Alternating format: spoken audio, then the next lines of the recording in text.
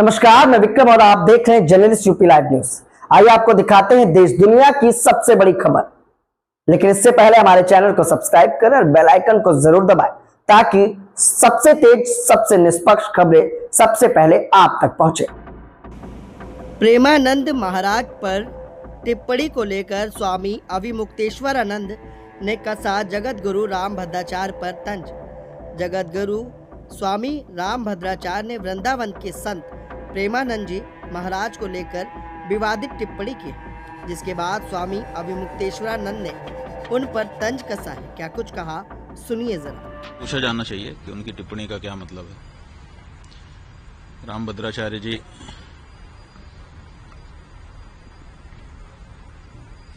सबकी निंदा करते हैं। पूरी के शंकराचार्य के बारे में कहा है कि रामचरितमानस में तुलसीदास जी ने जिस तुलसी पीठ पर वो बैठे हैं, उसी तुलसीदास जी महाराज ने रामचरितमानस में लिखा है, सब कर निंदा जे नर करहीं, ते चमगादड़ होई अवतरहीं। तो सबकी निंदा करने से चमगादड़ की योनि में जाना पड़ता है, ये बात तुलसीदास जी महाराज कह रहे हैं। और उन्हीं तुलसी जी के नाम पे पीठ बना करके बैठे हुए रामभद्राचार्य जी सबकी निंदा कर रहे हैं। क्या उन्होंने ये एक चौपाई पढ़ी नहीं है, या फिर उस चौपाई के कुछ और अर्थ उन्होंने समझ लिए हैं? ये तो उनसे चर्चा करने पर ही पता चलेगा। रामभद्र जी ने कहा है कि उन्हें 1 लाख क्या कहते हैं शुभ लोग आते हैं, तो क्या कहेंगे आप? ऐसा है कि दावा किया है उन्होंने कि हमको कभी कहा है कि 1 लाख पन्ने याद हैं पृष्ठ, और कभी कहा है कि 1.5 लाख पन्ने याद हैं पृष्ठ। तो अब 1 लाख पृष्ठ याद हैं कि 1.5 लाख पृष्ठ याद हैं, इसकी कोई परीक्षा तो हुई नहीं है। दावा उन्होंने जरूर किया है।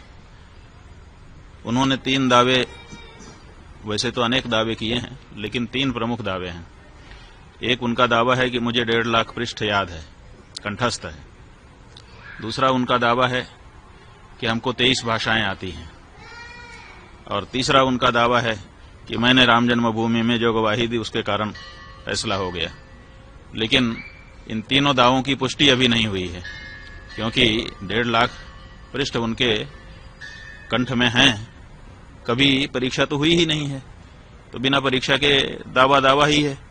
इसलिए हम चाहेंगे कि 1.5 लाख पृष्ठ कौन कौन से हैं उनको निकाल के एक जगह पे रखें और फिर लोगों को आमंत्रित कर दें कि आइए, जिसको किसी भी प्रश्न से पूछना हो हमसे पूछिए, हमको सब कंठस्थ है।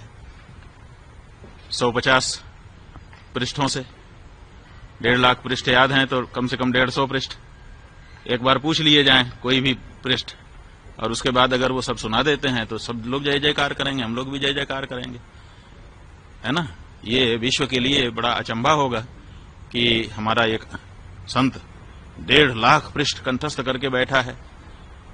तो हम चाहेंगे कि अब ये मौका आ गया है कि वो 1.5 लाख पृष्ठ कौन कौन से हैं छांट दें और उनको एक मेज पर सजा दिया जाए और फिर लोगों को बुला लें।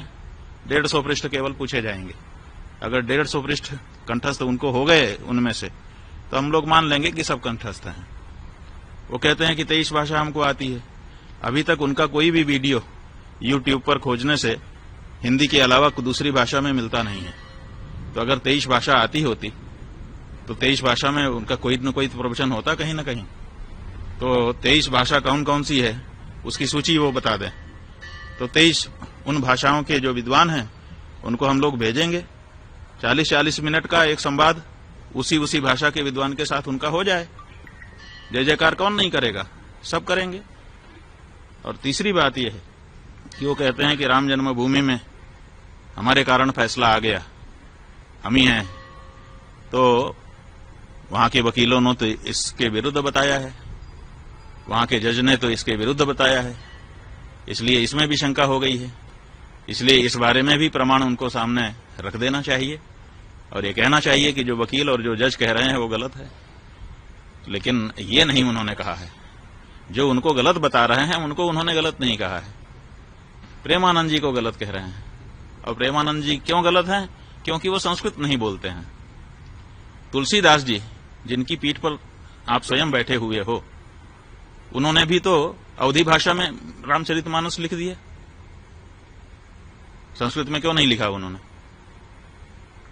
क्या संस्कृत बोलना ही विद्वत्ता होती है? क्या गोस्वामी तुलसीदास जी विद्वान नहीं थे कि वो अवधी भाषा में महाकाव्य की रचना कर रहे थे, अवधी भाषा में राम जी के गुणगान कर रहे थे?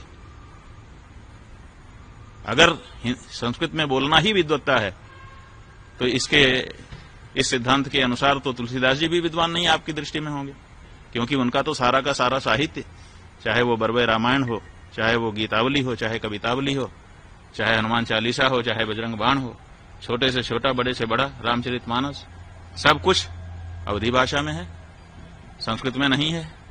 तो क्या तुलसीदास जी विद्वान नहीं थे? तो ये जो परिभाषा आप लेकर के आए और हमने ये पूछा है कि आप ये बताइए, प्रेमानंद जी महाराज दिन भर राधे राधे श्याम श्याम कह रहे हैं, तो राधे राधे श्याम श्याम ये जो शब्द हैं ये संस्कृत भाषा के हैं कि नहीं, और संबोधन विभक्ति में हैं कि नहीं?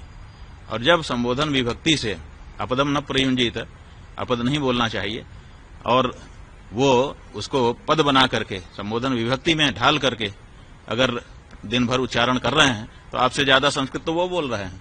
आप कितनी देर संस्कृत बोलते हैं दिन भर में? बताइए। केवल प्रवचन में जहां उदाहरण देने का अवसर आता है, कुछ श्लोक आप बोलते हैं, उतना ही तो संस्कृत आपके द्वारा बोला जाता है, और वो दिन भर राधे राधे श्याम श्याम रटते हैं, जो कि पद है, जो कि संस्कृत व्याकरण की दृष्टि से शुद्ध शब्द है। तो वो तो आपसे ज्यादा संस्कृत रोज बोल रहे हैं, और आप कह रहे हैं कि वो संस्कृत नहीं बोलता है। माने संबोधन विभक्ति में जब भगवान का नाम बोला जाता है तो क्या वो संस्कृत नहीं होता है?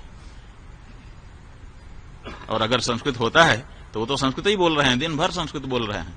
आप उनको क्यों कह रहे हैं कि वो संस्कृत नहीं जानते हैं? तो ये जो बातें हैं, इन सब से पता चलता है कि या तो उनकी बात को ध्यान ही देना छोड़ दिया जाए, बिल्कुल अप्रमाण मान लिया जाए, और या तो फिर उनको अपनी योग्यता और अपने जो दावे हैं उनको जनता के सामने आकर के प्रमाणित कर देना चाहिए। हम कहना चाहेंगे, वो पुरी के शंकराचार्य जी को कहते हैं कि वो संस्कृत नहीं बोलते हैं। संस्कृत नहीं बोलते, कोई इच्छा से बोलता है? भाषा जो है वो विवक्षाधीन होती है। विवक्षा का मतलब होता है बोलने की इच्छा। हमको इच्छा होगी तो हम बोलेंगे, इच्छा नहीं होगी नहीं बोलेंगे। कोई हमको जबरदस्ती करेगा कि तुम यही बोलो? ये तो महाराष्ट्र के ठाकरे बंधु हो गए कि बोलना ही पड़ेगा। अरे भाषा जो है, भाषा का नियम है, वो विवक्षाधीन होती है। जो बोलना चाहता है वो बोलता है, जिसको नहीं इच्छा होती है नहीं बोलता है। कौन सा शब्द मैं बोलूंगा ये कोई हमको बताएगा? हम खुद बोलते हैं। जब हमको जिस शब्द की इच्छा होती है उस शब्द का उच्चारण अपने मुख से हम करते हैं। भाषाएं जो होती हैं वो विवक्षाधीन होती हैं, बोलने की इच्छा के अधीन होती हैं। तो ऐसी परिस्थिति में वो नहीं बोलते हैं उनकी इच्छा, लेकिन वो संस्कृत के विद्वान नहीं है, ऐसा तो नहीं है। हम तो जहां तक हम देखिए, हमने पुरी का शंकराचार्य जी का भी प्रवचन सुना है, गंभीरता से सुना है, और इनका भी प्रवचन सुना है, और हम ये कह रहे हैं कि पुरी के शंकराचार्य जी इनसे बहुत बड़े विद्वान हैं।